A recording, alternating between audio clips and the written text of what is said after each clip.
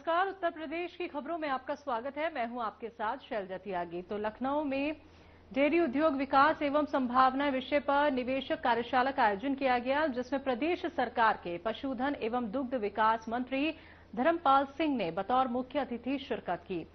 इस कार्यशाला में 60 उद्यमियों और निवेशकों ने हिस्सा लिया। आपको बता दें कि कार्यशाला को संबोधित करते हुए मंत्री धर्मपाल सिंह ने कहा कि राज्य सरकार प्रदेश के दुग्ध सेक्टर में निवेश को प्रोत्साहित कर रही है। साथ ही निवेशकों के साथ संवाद और उनकी समस्याओं के समाधान के बारे में भी उन्होंने बातचीत की और कहा कि सरकार प्रतिबद्ध है। उन्होंने कहा कि प्रदेश में निवेश का बेहतर माहौल बना है। निवेशकों को सभी आवश्यक सुविधाएं उपलब्ध कराई जा रही हैं। सरकार का उद्देश्य दुग्ध उद्यमियों एवं निवेशकों से संवाद एवं समन्वय स्थापित करते हुए उत्तर प्रदेश को दुग्ध उत्पादन के क्षेत्र में देश का अग्रणी राज्य बनाए रखते हुए दुग्ध उत्पादन बढ़ाना और डेयरी सेक्टर को बढ़ावा देना है। तो वर्तमान में आपको बता दें कि कई लाख मीट्रिक टन दुग्ध उत्पादन के साथ देश के प्रथम स्थान पर है, जो देश के कुल दुग्ध उत्पादन का करीब 16% माना जाता है और प्रदेश में रोज 1062 लाख लीटर दूध का उत्पादन हो रहा है।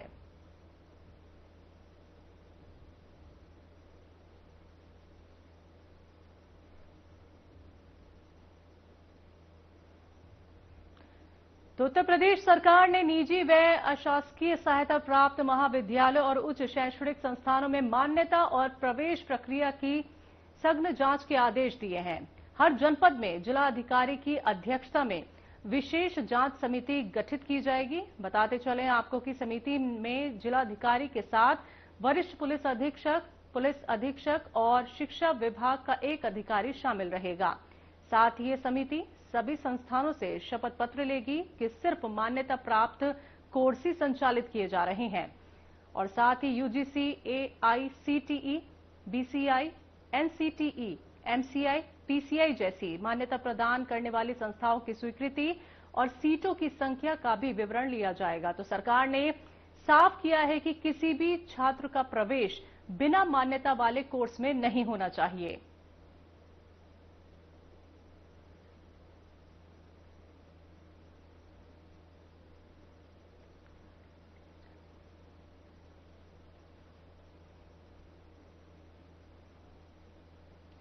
तो लखनऊ में उत्तर प्रदेश अधीनस्थ सेवा चयन आयोग द्वारा चयनित कनिष्ठ सहयोगों एवं एक्स-रे टेक्नीशियनों के नियुक्ति पत्र वितरण के लिए कार्यक्रम का आयोजन किया गया, जिसमें सीएम योगी आदित्यनाथ ने शिरकत की।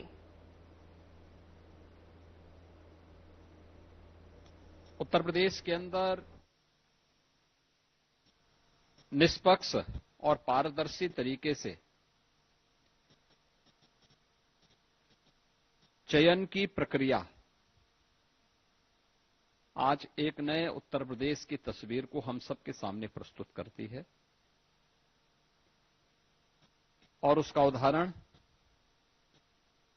चिकित्सा स्वास्थ्य और चिकित्सा शिक्षा विभाग भी हम सबके सामने है।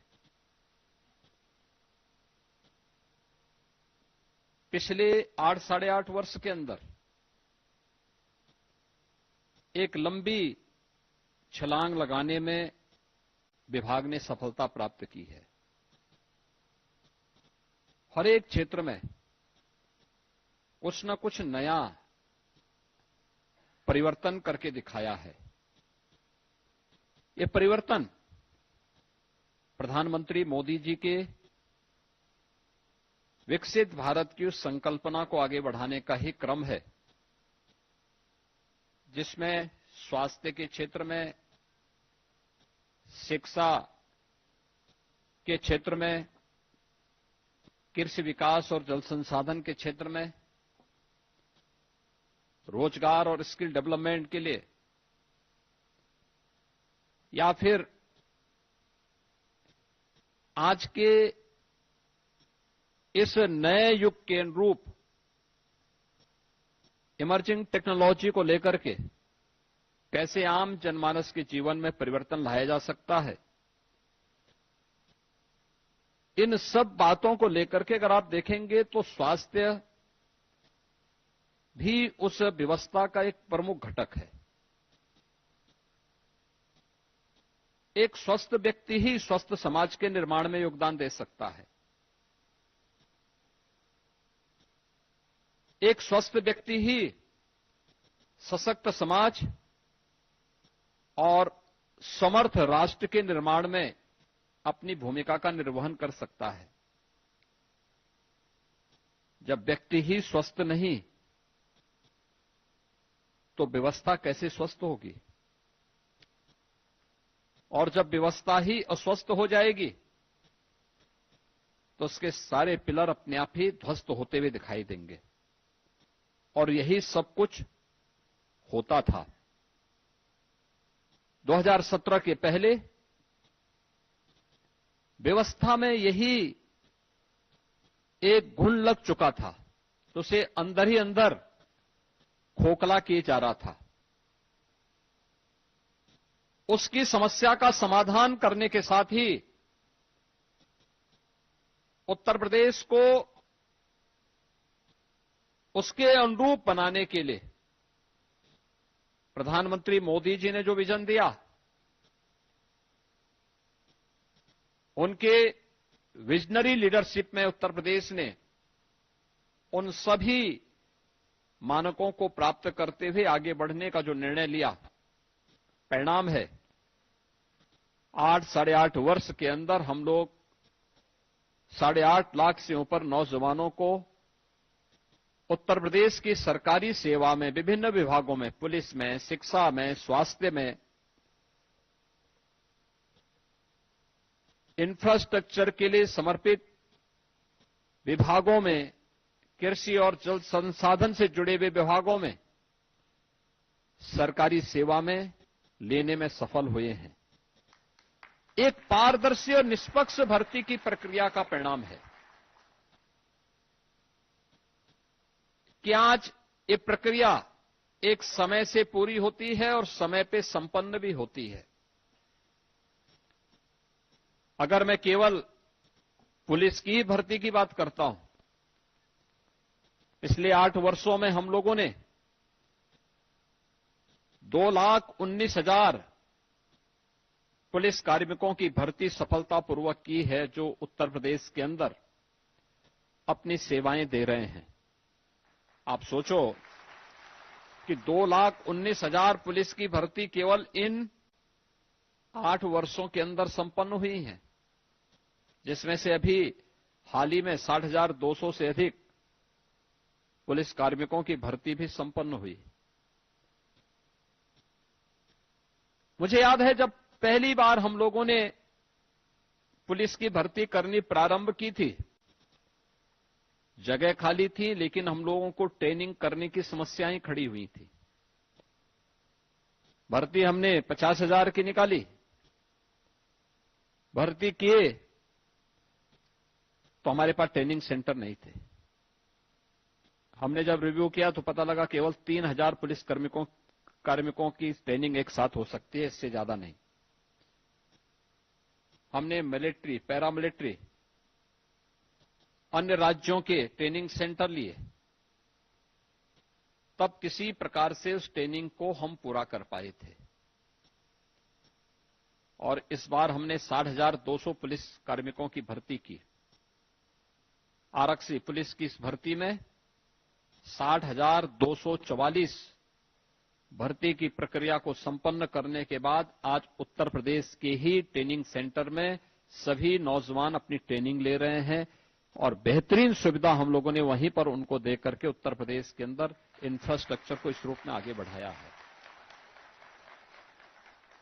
कहां 3,000 की ट्रेनिंग नहीं हो पाती थी, आज 60,000 से ज्यादा उत्तर प्रदेश के नौजवान उत्तर प्रदेश में ही ट्रेनिंग ले रहे हैं। भर्ती की प्रक्रिया में भी ऐसे ही होता था। और किस प्रकार की भर्तियां होती थी? हमें बहुत सारी भर्तियों को उस समय सीबीआई को देना पड़ा था। इस समय आप देख रहे होंगे एक व्यक्ति 8-8 जगह में नाम लिखा करके पैसा लिए जा रहा था। वो तो जब जांच में सामने आया तब पता लग रहा है ये कौन लोग हैं। ये वही लोग हैं जो एक परिवार के लोग पैसा लेकर के और ये भर्ती करते थे और उत्तर प्रदेश की जनता को इस प्रकार के लूटते थे, जो लूट आज उस रूप में देखने को मिली। वो भर्ती 2016 की भर्ती है वो, और जांच करवाई थी हम लोगों ने। चल रही है जांच अभी। वो जांच समय पे हो जाएगी तो बहुत सारे ऐसे महाभारत के रिश्ते अब बाकी का जीवन जेल में ही बिताने के लिए मजबूर होंगे, क्योंकि उनके कारनामे ऐसे थे कि वे कारनामे उत्तर प्रदेश को लगातार धरातल की ओर लेके जा रहे थे। विकास की बुलंदियों को छूने की बजाय उसको गर्त की ओर धकेलने में सहायक हो रहे थे, और यही होता था। ये उत्तर प्रदेश जिस पर प्रकृति और परमात्मा की असीम कृपा है, और उत्तर प्रदेश को बीमारू बना दिया। जब प्रदेशी बीमारू हो गया तो नागरिकों की क्या हाल होते रहे होंगे। पहचान का संकट खड़ा हो गया। नौजवान को नौकरी नहीं, बेटी सुरक्षित नहीं, व्यापारी असहाय रहता था, किसान आत्महत्या करने के लिए मजबूर होता था। यहां पर परंपरागत उद्यम बंदी की कगार की ओर जा रहे थे। चारों ओर अव्यवस्था थी, अराजकता का सा वातावरण था। कोई भी पर्व और त्योहार आता था उससे पहले दंगे शुरू हो जाते थे। पर्व और त्योहार उत्साह और उमंग के लिए होते हैं, सामाजिक सद्भाव के लिए होते हैं, लेकिन उत्तर प्रदेश में उल्टा होता था। लेकिन आज पिछले 8 वर्ष में कोई भी व्यक्ति हो, कोई भी समुदाय हो, कोई भी जनपद हो, पर्व और त्योहार के एक मानक है, एक स्टैंडर्ड है। उस स्टैंडर्ड के अनुसार ही लोग उत्साह और उमंग के साथ उन आयोजनों में भागीदार बनते हैं। सामाजिक सौहार्द भी है। ये सामाजिक सौहार्द राष्ट्रीय एकता को भी संबल देता है। हर एक व्यक्ति के मन में एक नया उत्साह है, उमंग है, और केवल यह उत्साह और उमंग अब केवल पर्व और त्योहारों के लिए ही नहीं है। ये उत्तर प्रदेश के विकास का एक जज्बा लेकर के उसे आगे बढ़ाने में भी बड़ी भूमिका का निर्वहन कर रहा है, और हर एक विभाग ने अपने स्तर पर कार्य करना प्रारंभ किया। यही परिणाम है। जिस उत्तर प्रदेश की अर्थव्यवस्था आज से 8 वर्ष पहले, यानी 70 वर्षों में हम लोग केवल 13 लाख करोड़ तक पहुंचे थे, आज वह उत्तर प्रदेश इस वित्तीय वर्ष के अंत तक 35 लाख करोड़ की एक अर्थव्यवस्था बनने जा रही है। यानी जो कार्य 70 वर्ष में नहीं हो पाया, उससे भी 2.5 गुना वृद्धि हम लोगों ने मात्र 8 साढ़े 8 वर्ष के अंदर उससे बेहतर गति देकर के उत्तर प्रदेश को आगे बढ़ाने में सफलता प्राप्त की है। ये सफलता तब प्राप्त की है जब उत्तर प्रदेश के नौजवानों को उत्तर प्रदेश के अंदर नौकरी की गारंटी मिली। निष्पक्ष और पारदर्शी तरीके से भर्ती की प्रक्रिया जब संपन्न हुई, तब ये परिणाम हम सबके सामने आते हुए दिखाई दिए। मैं यहां पर जब चिकित्सा शिक्षा और चिकित्सा स्वास्थ्य की बात कर रहा हूं, आपने देखा होगा इसी सभागार में हम लोगों ने इससे पहले स्वास्थ्य विभाग की 1354 स्टाफ नर्स की भर्ती भी सफलतापूर्वक संपन्न की थी। स्वास्थ्य विभाग के 7182 एएनएम भी सफलतापूर्वक भर्ती करके उन्हें नियुक्ति पत्र यहीं पे वितरित किया था। 1102 स्पेशलिस्ट चिकित्सकों की भी भर्ती की प्रक्रिया करने के बाद उन्हें नियुक्ति पत्र वितरण का कार्य भी किया गया। चिकित्सा शिक्षा विभाग के 278 जो एसोसिएट प्रोफेसर्स थे, उनकी भी भर्ती की प्रक्रिया को संपन्न किया, और उत्तर प्रदेश के जो हमारे बड़े बड़े चिकित्सा संस्थान हैं उनके लिए 2142 स्टाफ नर्स की भी भर्ती की प्रक्रिया को सफलतापूर्वक अकेले एक विभाग के स्तर पर इतनी भर्ती की प्रक्रिया संपन्न हुई, जिन्हें नियुक्ति पत्र देकर के आज वे उत्तर प्रदेश के विकास में अपना योगदान दे रहे हैं। यही उत्तर प्रदेश है जिसके बारे में डिप्टी सीएम श्री ब्रजेश पाठक जी कह रहे थे कि उत्तर प्रदेश में गवर्नमेंट मेडिकल कॉलेजेस 17, जनपद हैं 75, आबादी उस समय 20 करोड़, आज वो 25 करोड़ के आसपास, लेकिन मेडिकल कॉलेज 17 थे। आज उत्तर प्रदेश के अंदर उत्तर प्रदेश की खबरों में वक्त एक छोटे से ब्रेक का, जल्द वापस लौटेंगे।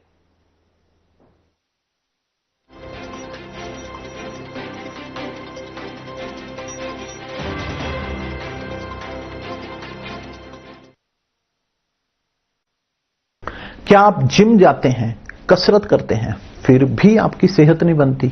काजू बादाम किशमिश मेवे प्रोटीन के डिब्बे खाते हैं फिर भी कुछ असर नहीं होता? तो इसका मतलब है आपका पाचन तंत्र खराब है। और जब तक के पाचन तंत्र दुरुस्त नहीं होगा, आप जितना मर्जी अच्छे से अच्छा खा लो, आपकी सेहत नहीं बन सकती।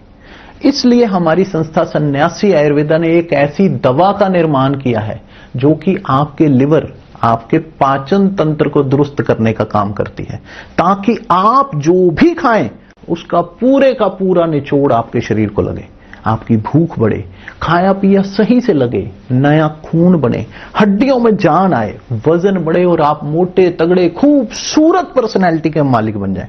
सिर्फ 699 रुपए की पूरे 1 महीने की दवा होती है और आप इसे घर बैठे 011-45454545 पर फोन करके दवा मंगवा सकते हैं।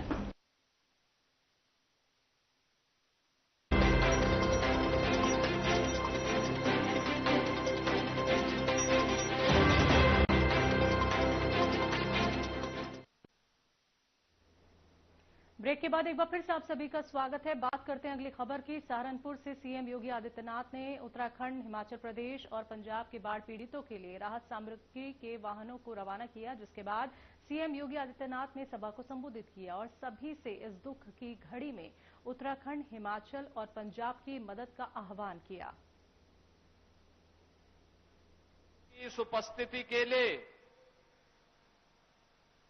आपका मैं हृदय से अभिनंदन करता हूं। यह मानवीय संवेदना की एक महत्वपूर्ण कड़ी है, जिसे आज उत्तर प्रदेश की 25 करोड़ जनता की ओर से इस राहत सामग्री के रूप में उत्तराखंड, हिमाचल और पंजाब के नागरिकों के लिए, उत्तर प्रदेश के नागरिकों की ओर से इस राहत सामग्री को यहां से भेजा जा रहा है। बहनों और भाइयों, आपने देखा होगा आदरणीय प्रधानमंत्री जी के मार्गदर्शन में, उनके विजनरी लीडरशिप में उत्तर प्रदेश के अंदर और पूरे देश के अंदर भी जहां विकास के नित्य नए प्रतिमान स्थापित किए जा रहे हैं, वहीं किसी भी प्रकार की आपदा से निपटने के लिए सरकार के स्तर पर जो प्रयास किए हैं वे अत्यंत प्रभावी रहे हैं। आपदा आती है, लेकिन आपदा से निपटने के लिए एनडीआरएफ, आपदा मित्र, स्थानीय पुलिस, ये लगातार सक्रिय होकर के उन्हें राहत का कार्य उपलब्ध कराने में अपनी भूमिका का निर्वहन करती है। यह स्थिति लगातार जब चलती है तो उस समय समाज की संवेदना अत्यंत महत्वपूर्ण भूमिका का निर्वहन करती है। अगर समाज भी उन पीड़ितों के साथ खड़ा हो जाता है, स्वयंसेवी संगठन खड़े हो जाते हैं, सरकार के द्वारा संचालित संस्थाएं बेहतर परिणाम दे सकती हैं। आपने देखा होगा उत्तर प्रदेश में बाढ़ सबसे बड़ी चुनौती रही है। यद्यपि इस वर्ष अभी तक हम लोग इस आपदा से बचे हैं, निचले स्तर पर ही जल भरा हुआ है, लेकिन व्यापक पैमाने पे बाढ़ जैसी आपदाओं से निपटने के लिए समय पे किए गए प्रावधानों का परिणाम है कि आज बाढ़ जैसी आपदा को लगभग हम नियंत्रण के नजदीक पहुंच चुके हैं। यहां पर हम लोगों ने जिन क्षेत्रों में बाढ़ आई है, चाहे वे यमुना जी का क्षेत्र में है, सहारनपुर में हो, बागपत हो, गौतम बुद्ध नगर जनपद हो, या उन सभी जनपदों में जहां से होकर के यमुना मैया जा रही है और प्रयागराज में गंगा मैया से मिलती है।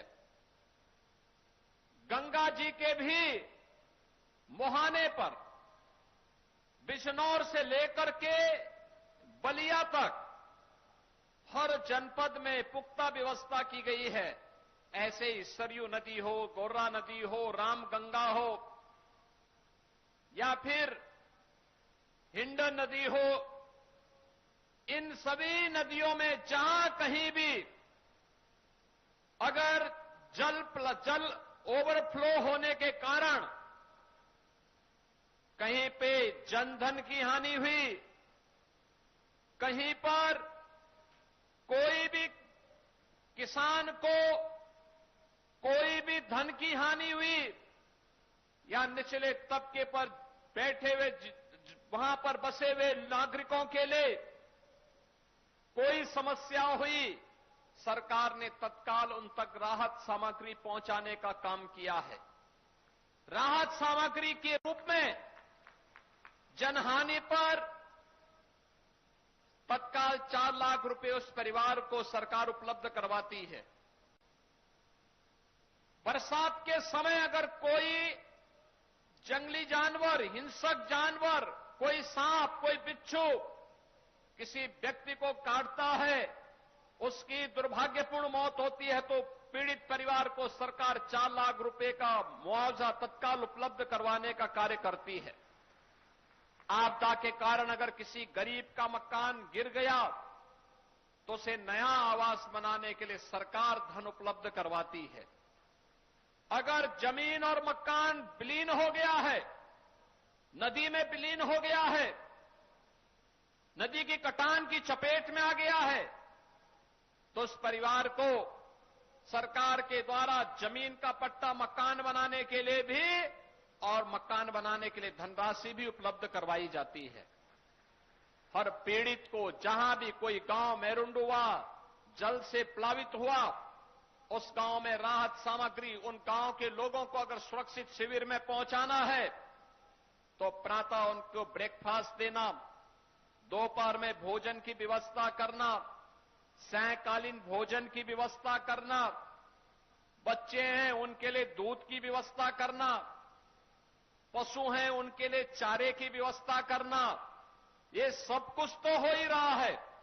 राहत सामग्री के रूप में भी लाई, चना, भुना चना, चीनी, बिस्किट, माचिस, मोमबत्ती, नहाने का साबुन, बाल्टी, तिरपाल, आटा, चावल, अरहर, आलू, हल्दी, मिर्च, मसाला, रिफाइंड तेल, नमक, सैनिटरी पैड, साबुन, कपड़ा धोने का तौलिया, सूती कपड़ा, डिस्पोजल बैग, मग, डिटोल, ये सभी उपलब्ध करवाए जाते हैं, जिसमें आटा 10 किलो, चावल 10 किलो, अरहर की दाल 2 किलो, आलू 10 किलो, बाल्टी 18 लीटर की, नहाने का साबुन 2, मोमबत्ती का 1 पैकेट, माचिस का 1 पैकेट, बिस्किट के 10 पैकेट, चीनी 1 किलोग्राम 1 किलो, भुना चना 2 किलो, चना 2 किलो और लाई 2.5 किलो के साथ ही। बुलेटिन में मेरे साथ इतना ही, पर अब वक्त हो चला है डॉक्टर राकेश गुप्ता के साथ हमारे खास कार्यक्रम प्लस माइनस का। नमस्कार दोस्तों, कांग्रेस और राष्ट्रीय जनता दल की वोटर अधिकार यात्रा के